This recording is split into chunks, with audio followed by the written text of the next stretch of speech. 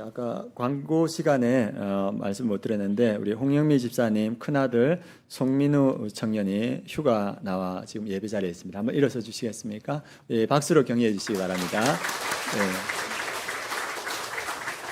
네, 오늘 말씀 아주 함께 은혜를 나누고자 합니다. 오늘 말씀, 교회는 어떻게 세워지는가? 이 신약 시대에 하나님께서 하나님 나라를 이렇게 확장시켜 가는 방법이 교회를 통해서 이루어 가십니다. 그래서 이 교회를 통해서 하나님께서 어떻게 이루어 가시는가? 또 우리가 어떻게 교회를 세워갈 것인가 함께 묵상하고자 합니다. 저희가 이제 청년회 모임을 6월 달부터 이렇게 본격적으로 시작했습니다. 그리고 청년회 모임을 할 때 얼마 전에 어떤 생각이 드느냐면 우리 청년회 모임이 개척교회 같다 이런 생각이 드는 거예요. 그래서 지금 몇 명의 청년들이 모이고 또 우리 박정호 집사님과 김현정 집사님이 애쓰고 있습니다. 그래서 모였을 때 이렇게 열심히 섬기고 있고 우리 청년들 중에서도 은서하고 또 여기 시영이라고 또 예열이하고 이 청년들이 또 열심히 힘을 내고 있습니다. 그래서 저희가 모임 가질 때 말했습니다. 너희들은 개척 멤버다. 예, 너희들이 개척 멤버의 마음을 가지고 지금 이걸 해야 된다. 그래서 개척 멤버의 마음을 가지고 함께 하고 있습니다. 그래서 민우 청년이 알지 모르는지 모르는데 우리가 목요일마다 이 군에 있는 청년들도 개척 멤버로 합류하게 하여 주옵소서 이렇게 기도하고 있습니다. 그래서 제대하면 또 개척 멤버로 함께하면 좋겠습니다. 그리고 청년부에서 지금 기도하는 기도 제목이 뭐냐면 올해 5명의 리더가 세워지도록 이렇게 기도하고 있고 10명의 멤버가 이렇게 같이 모일 수 있도록 기도하고 있습니다. 그래서 개척한 우리 청년부가 이렇게 함께 5명의 리더가 세워지고 또 10명의 멤버가 세워질 수 있도록 기도해 주시면 고맙겠습니다. 그래서 우리 아름다운 교회가 지금까지 11개의 교회를 개척했지 않습니까? 그래서 지금도 앞으로 계속 개척할 건데 우리 아름다운 교회가 건강하고 영향력 있는 교회로 세워지고 앞으로 또 이 지역과 또 민족과 열방의 교회를 계속해서 세워갈 것인데 어떻게 하면 영향력이 있고 건강한 교회를 세워갈 것인가 오늘 말씀을 통해서 함께 알아보고자 합니다. 첫 번째 우리가 교회를 세워갈 때 우리가 기억해야 되는 건 뭐냐 하면 교회는 팀 사역으로 동역으로 세워진다는 겁니다. 혼자서 세우는 것이 아니고 팀으로 동역으로 세워지는데 그걸 누가 보여주시냐 하면 하나님께서 보여주십니다. 하나님께서 천지를 이렇게 창조하실 때 하나님 혼자 하신 게 아니고 성부, 성자, 성령이 함께 천지를 창조하셨고 구원 사역을 이루어 갈 때도 우리를 구원하실 때도 하나님 한 분이 이루신 것이 아니라 성부, 성자, 성령이 함께 그 구원 사역을 이루어 갔습니다. 성부께서 구원을 계획하셨고 그리고 성자께서 구원을 완성하셨고 그리고 성령께서 우리에게 그 구원을 적용시켜 주셨습니다. 성령을 통하여서 이 시대는 구원받는 시대지 않습니까? 그래서 우리를 구원하시는 일도 성부, 성자, 성령 세 분이 하나가 되어서 일들을 이루어 가셨습니다. 그래서 그 동역과 팀 사역을 우리가 볼 수 있고 예수님도 이 땅에 오셔서 그 뛰어난 능력으로 혼자서 우리의 구원 사역을 완전히 이룰 수 있었지만 예수님께서는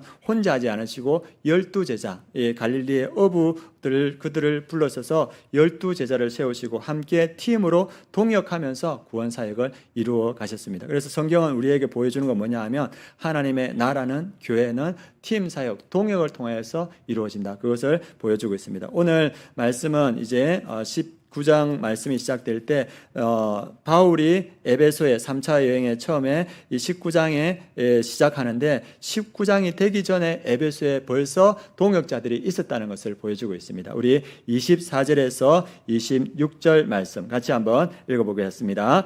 알렉산드리아에서 난 아볼로라 하는 유대인이 에베소에 이르니 이 사람은 언변이 좋고 성경에 능통한 자라. 그가 일찍이 주의 도를 배워 열심으로 예수에 관한 것을 자세히 말하며 가르치나 요한의 침례만 알 따름이라.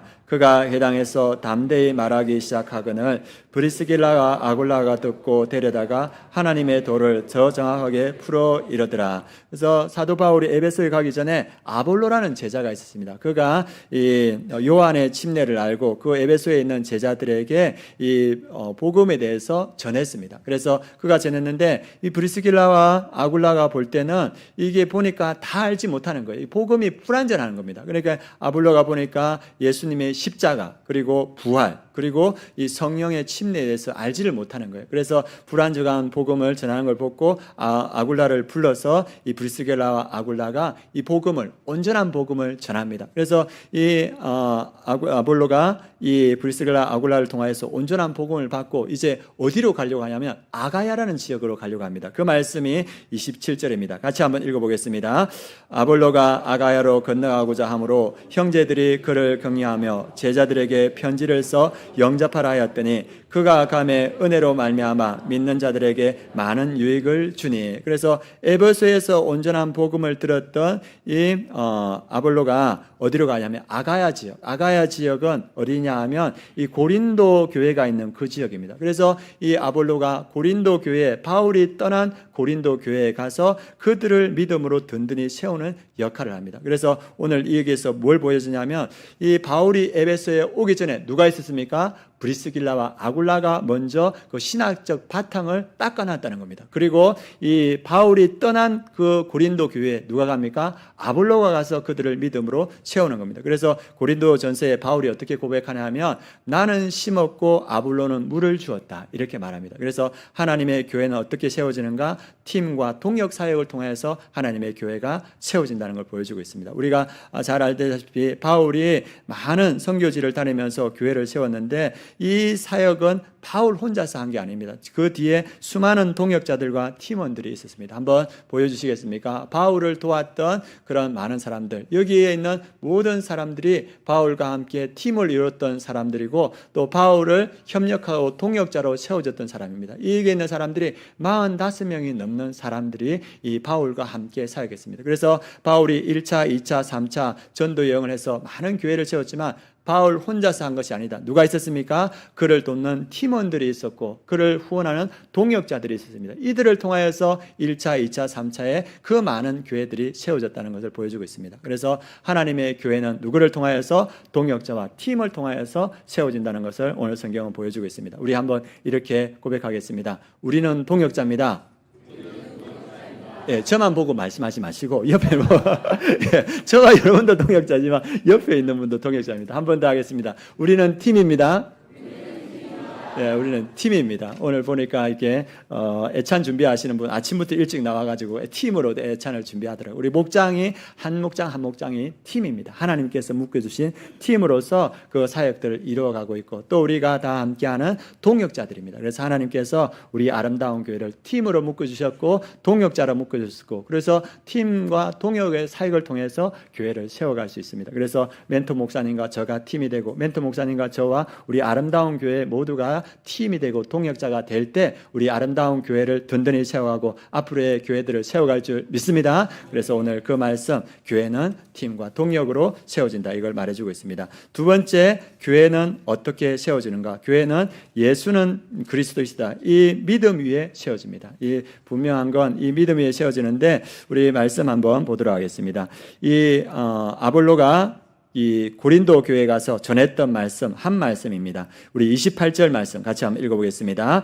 이는 성경으로서 예수는 그리스도라고 증언하여 공중 앞에서 힘있게 유대인의 말을 이기미르라. 이 복음을 온전한 복음을 들었던 아볼로가 고린도 아가야 지역에 가서 전한 건 핵심은 딱 한 가지입니다. 예수는 그리스도다. 그런데 이 말이 사도행전 첫 시작부터 끝까지 전해지는 복음의 핵심입니다. 우리 PPT를 한번 보여주시겠습니까? 사도행전 처음부터 마지막까지 제자들과 사도들 그리고 바울이 전했던 그 복음의 내용입니다. 한번 보여주시기 바랍니다.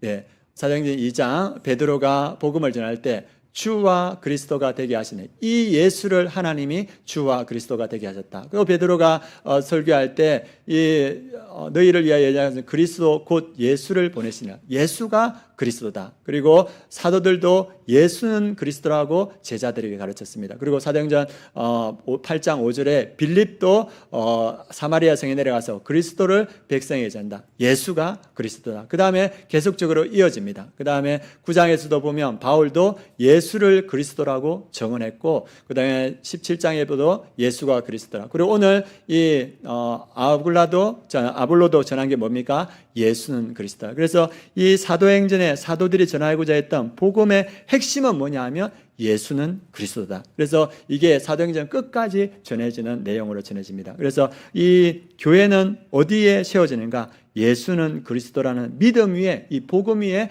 교회가 세워진다는 것을 보여주고 있습니다. 이 그리스도라는 말은 히브리어는 메시아, 이 말과 똑같습니다. 그래서 헬라어로는 그리스도고, 그리고 히브리어로는 메시아. 그래서 그리스도, 메시아는 똑같은 단어인데 뜻이 뭐냐 하면 기름 부은 자. 그래가지고 예전에는 왕과 제사장과 선지자가 기름 부어서 하나님의 일을 감당했습니다. 그래서 이 예수님이 하나님의 기름 부은, 그래서 하나님의 구원의 역사를 이루어갈 메시아요 그리스도다. 사도 바울은 이것을 전했습니다. 그래서 우리의 신앙 고백, 예수께서 메시아로 이 땅에 오셔서 십자가에서 죽으시고 부활하시면서 인류의 구원을 이루셨다. 이것이 예수는 그리스도의 그 안에 들어있는 복음입니다. 그리고 이 예수님이 예언의 성취를 다 이루셨고 우리의 왕, 제사장, 선지자 되셔서 유일한 구원자로 이 땅에 오셨다. 한번 같이 하겠습니다. 예수는 그리스도시다. 예, 이 고백 위에 교회가 세워진 겁니다. 예수님께서 베드로에게 묻습니다. 너희는 나를 누구로 아느냐? 이 베드로에게 물었을 때 베드로가 뭐랍니까? 주는 그리스도시요. 그 고백하지 않습니까? 예수님께서 말할 때 뭐냐면 내가 이 신앙 고백 위에 내 교회를 짓겠다. 교회가 어디 위에 지어집니까? 예수는 그리스도다. 이 신앙 고백 위에 교회가 세워집니다. 그래서 우리가 알아야 되는 건 뭐냐 하면 교회는 어떤 재정이나 사람이나 건물 위에 세워지는 것이 아니고 예수는 그리스도다. 이 복음 위에 세워진다는 것을 성경은 말해주고 있습니다. 그래서 이 사도들이 그리고 바울이 그 회당에 가서 늘 전한 게 예수는 그리스도라를 전했는데 이 유대인들과 접촉점이 있어야 되지 않겠습니까? 그래서 이 사도들과 바울이 전한 그 접촉점이 뭐냐 하면 이 회당에 있는 유대인들은 구약에 대해서 잘 알고 있었습니다. 그래서 이 바울과 사도들은 회당에 들어가서 구약의 내용을 쭉 이야기하면서 이 예수님께서 십자가에 죽으시고 부활할 것이라 예언되었고 그 예언이 예수 그리스도를 통해서 실현되었다. 그러므로 이 예수 그리스도가 그리스도시요 메시아이시다. 너희가 기다리던 그 구원자가 예수다. 그것을 전했을 때 많은 유대인들이 믿게 되었습니다. 그래서 우리가 전도할 때 우리의 전도의 핵심이 뭡니까? 예수는 그리스도시다. 그런데 우리도 이 믿지 않는 자들에게 복음을 전할 때 접촉점이 있어야 되지 않겠습니까? 우리가 11월 23일 날 지금 최성규 아나운서가 열심히 준비할 수 있는 줄 믿습니다. 예, 전도들 그걸 위해서 이렇게 우리가 기도하고 있고 준비하고 있을 텐데 그분이 왔을 때 우리가 어떻게 많은 사람들에게 전도해서 이 자리에 함께 할 것인가? 그 핵심은 예수는 그리스도다. 그리고 예수님께서는 우리를 죄와 사망에서 구원하실 분이시기도 하지만 동일하게 우리를 삶의 문제에서 구원하실 예수님이라는 겁니다. 예수님은 오셔서 복음을 선포하시기도 했지만 직접 그 사람들에게 찾아가셔서 문제가 있는 혈류병 여인의 그 혈류 근원을 만져주시고 치유하시고 그를 구원해 주시고 나병 환자를 만나주셔서 그 나병을 치유하시면서 그 영혼을 구원해 주셨습니다. 그리고 38년 된 그 절망에 빠진 그 병자를 찾아가셔서 그를 치유하시고 그 영혼을 구원해 주십니다. 그리고 예수님은 어떤 분이신가? 우리의 삶의 문제를 구원해 주시는 예수님입니다. 이것을 통해서 전도할 때 전도가 이루어질 줄 믿습니다. 그래서 우리가 사람들을 만날 때 당신이 가지고 있는 그 문제의 답이 누구다? 예수 그리스도다. 그렇게 전하면서 복음을 전하면 좋겠습니다. 예전에 제 아내가 유성에 있는 유성 성병원에 입원했고 그래서 제가 이제 옆에서 간병을 했습니다. 그러니까 조그만 침대에서 간병하기가 쉽지 않더라고요. 그래서 아내는 밥 먹고 저는 또 이렇게 뭐 사와가지고 탕비실입니까? 휴게소에서 이렇게 막 데워가지고 이렇게 먹고 이렇게 가지고 오랫동안 이렇게 했는데 그렇게 하다 보니까 그게 이제 인사하게 된 간병인이 계셨습니다. 그래서 저는 40대 초반이었고 그분은 이제 60대 되는 아주머니였는데 그래 인사하다 보니까 그분이 나는 얼굴이 이렇게 어두워 보이고 힘들어 보이시는 거예요. 그래 인사하다가 이제 저녁을 준비하다가 우리 아주머니 왜 얼굴이 그렇게 힘들어 보입니까? 이렇게 물어보니까 그 아주머니가 남편도 재정적으로 큰 지금 압박을 받고 있고 자기도 지금 재정적으로 압박을 받아서 자기 몸이 힘듦에도 불구하고 이 간병인을 계속해야 되는데 너무 너무 마음도 힘들고 몸도 힘들다 이렇게 하시는 거예요. 그래서 제가 그 얘기를 들으면서 지금 남편분도 지금 재정에 꽉 매여 있고 지금 우리 아주머니도 매여 있는데 이것을 해결할 수 있는 것은 사람의 능력으로 안 된다. 예수님께서 이것을 해결할 수 있다. 이렇게 이야기를 했습니다. 그래서 이야기를 하니까 그분이 들으시더라고요. 그래서 그분이 이제 계속 이렇게 복음을 전하고 이렇게 하니까 내가 나중에 한번 교회를 가 보겠다 이렇게 이야기를 하시더라고요. 그래서 이제 제가 이제 이야기를 하고 아내한테 가니까 왜 지금 왔냐고, 왜 이렇게 늦게 왔냐고 예, 혼나고 예, 그랬는데 이제 저희가 퇴원하고 나중에 이제 이야기를 들어보니까 그 간병인이 교회 나가고 있다고, 그래서 너무 기쁘고 감사하다고 이렇게 연락했습니다. 무엇을 그 사람의 아픔과 고통 가운데 우리가 들어가서 예수가 당신의 그리스도입니다 전할 때 그 영혼이 구원되는 역사가 있을 줄 믿습니다. 교회는 어떻게 세워지는가? 예수는 그리스도다. 이 고백 위에 교회가 세워진다. 성경은 우리에게 말해주고 있습니다. 또 세 번째, 교회는 어떻게 세워지는가? 교회는 성령의 임재와 능력으로 세워진다. 이걸 성경은 오늘 우리에게 보여주고 있습니다. 오늘 말씀에 보면 이 사도 바울이 드디어 19장에 보면 에베소에 왔습니다. 에베소에 와서 이제 어떤 제자들을 만났는데 그럴 때 이 사도 바울이 신앙의 핵심적인 걸 물어봅니다. 너희가 예수를 믿을 때 성령을 받았느냐? 이렇게 물어보니까 이 에베소에 있던 제자들이 우리는 성령이 계심도 듣지 못하는, 성령에 대해서 전혀 알지를 못하는 거예요. 그래서 사도 바울이 그들에게 무슨 침례를 받았냐 하니까 요한의 침례, 회개의 침례만 받았다니까 예수 그리스도의 침례에 대해서 알려주고 그들에게 침례를 줍니다. 그래서 그들이 침례를 받게 되는데 어떠한 일이 나타나는가? 5절, 6절, 7절 말씀 같이 한번 읽어보겠습니다. 그들이 듣고 주 예수의 이름으로 침례를 받으니 바울이 그들에게 안수하며 성령이 그들에게 임하심으로 방언도 하고 예언도 하니 모두 12사람쯤 되니라. 그래서 그 에베소에 있던 형제들이 이 요한의 침례 많으니까 예수 그리스도의 침례를 알려주고 예수의 이름으로 침례를 주었는데 그들이 안수하며 성령이 그들에게 임하심으로 방언도 하고 예언도 하니 12사람쯤 됩니다. 이 12사람이 성령의 임재를 받았을 때 이 12명을 통해서 뭐가 시작되냐 하면 교회가 시작됐습니다. 그래서 이 12명, 소수의 12명이 에베소를 복음으로 뒤집어 놓는 그 바탕이 됐다는 걸 성경을 말해주고 있습니다. 우리가 생각할 때 저도 이제 말씀을 준비하면서 그런 생각이 들었습니다. 예수님이 이 땅에 오셨고 예수님 주위에 12명의 제자가 있었지 않습니까? 우리가 생각할 때 예수님이 담임 목사님이고 그리고 12명의 제자가 성도면 이 예수님과 그 공동체를 교회라고 부를 수 있지 않습니까? 충분히 아주 훌륭한 교회지 않습니까? 그런데 성경은 이 예수님과 12명의 제자의 공동체를 교회라고 부르지 않습니다. 그리고 500명이 예수님이 성천하실 때 함께 했는데 그 500명의 무리가 있을 때 그 500명을 교회라고 부르지 않고 그리고 헌신된 120명이 예루살렘에서 기다렸지 않습니까? 마가의 다락방에서. 그러면 헌신된 이 120명의 무리를 우리가 교회라고 할 만한데 성경은 그들을 교회라고 하지 않는 거예요. 언제 교회라고 하냐 하면 그들이 모여서 기도할 때 성령이 그들에게 임하셨을 때 그들을 교회라고 불렀습니다. 교회는 언제 탄생하십니까? 성령이 임했을 때 그곳에 교회가 세워지는 줄 믿습니다. 그래서 우리가 볼 때 성령이 그 마가의 다락방에 임하고 성령의 충만함을 받고 나가서 복음을 전파하는 그 공동체를 우리가 뭐라 부릅니까? 교회라고 부른다고 성경은 말하고 있습니다. 성령이 우리에게 임하시면 성령의 권능과 능력과 생명력이 우리에게 임합니다. 그래서 성령이 임하는 곳에 예배가 살아나고 찬양이 살아나고 복음의 전파가 살아나서 교회의 역할들을 감당하게 되는 겁니다. 그래서 교회는 언제 세워진다? 교회는 성령이 임하는 그 자리에 교회가 세워진다. 그래서 우리 성도님들 안에 성령님이 계신 줄 믿습니다. 예, 성령님이 이 안에 계십니다. 우리 잘 알고 있는 말씀 함께 한번 보도록 하겠습니다. 고린도전서 12장 3절 말씀입니다. 같이 읽겠습니다. 그러므로 내가 너에게 알리노니 하나님의 영으로 말하는 자는 누구든지 예수를 저주할 자라 하지 아니하고 또 성령으로 아니하고는 누구든지 예수를 주시라 할 수 없느니라. 아멘. 우리 예수님께서 여러분들의 주인이심을 고백하십니까?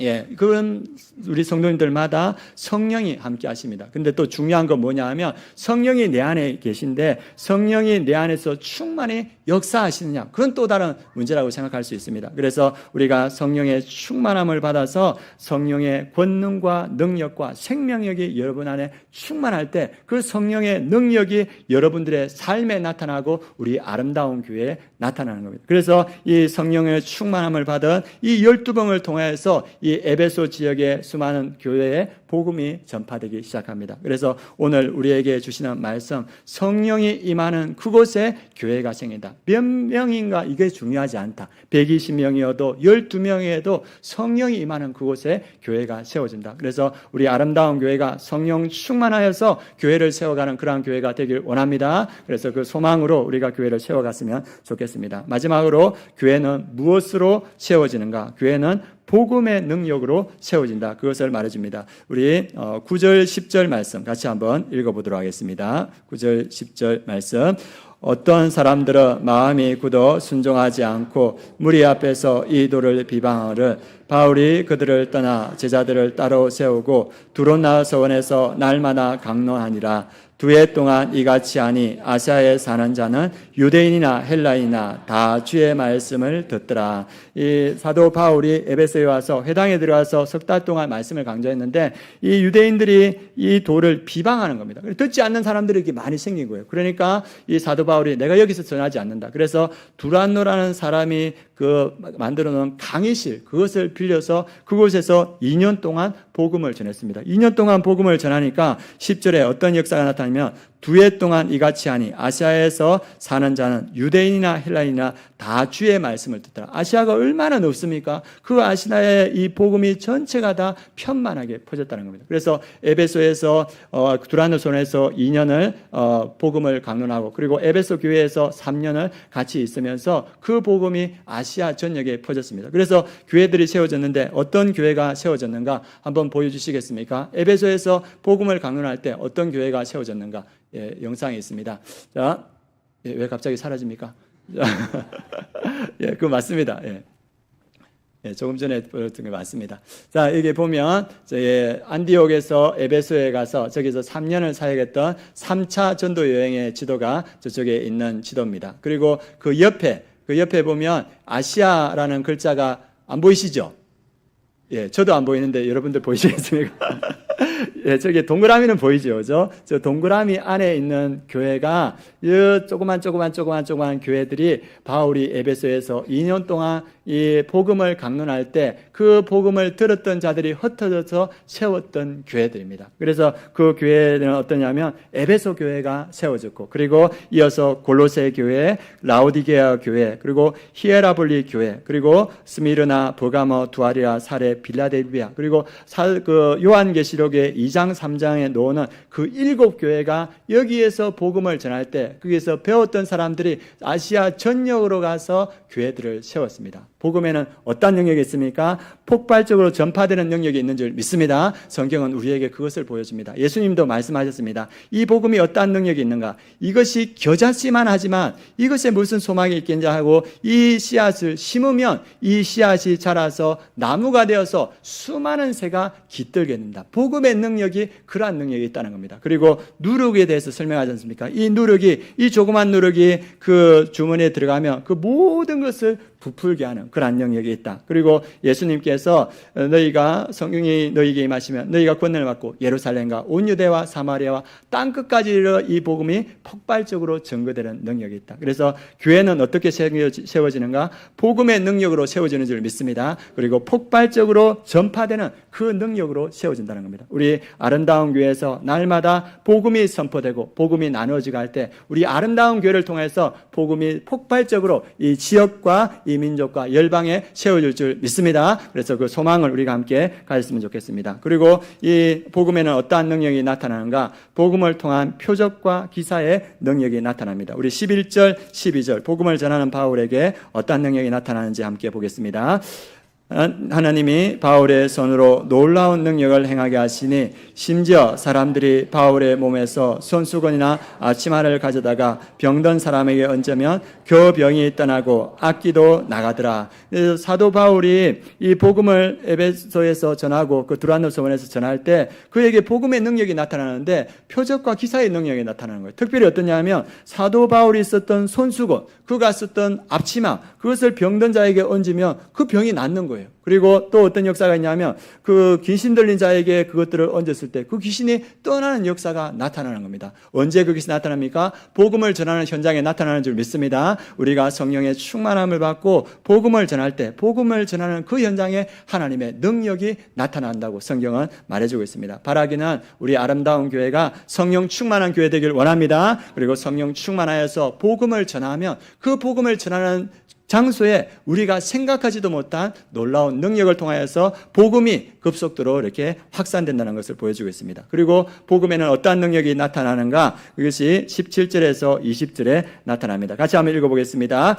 에베소에 사는 유대인과 헬라인들이 다 이 일을 알고 두려워하여 주 예수의 이름을 높이고 믿는 사람들이 와서 자복하여 행한 일을 알리며 또 마술을 행하던 많은 사람이 그 책을 모아 가지고 와서 모든 사람 앞에서 불사하니 그 책값을 계산한 적 은 5만이나 되더라. 이와 같이 주의 말씀이 힘이 있어 흥황하여 세력을 얻으니라. 이 사도 바울이 그 표적과 기사를 나타내니까 그걸 보았던 많은 사람들이 그걸 따라했는데 오늘 그 말씀에 보면 스게와의 7 아들이 있습니다. 이 7 아들이 사도 바울이 귀신을 쫓고 그리고 병을 치유하는 거 보고 그들도 예수의 이름으로 귀신 들린 자에게 갔습니다. 7 아들이. 그리고 귀신 들린 자에게 예수의 이름으로 떠나라니까 이 악기가 뭐냐면 내가 바울도 알고 예수도 아는데 너는 누구냐 하면서 귀신 들린 자가 이 사람을 제압하고 옷을 벗기고 때려서 피를 흘리게 해서 도망가게 하는 겁니다. 그러니까 그 일들을 이 에베소에 있는 모든 사람들이 들었습니다. 그게 17절입니다.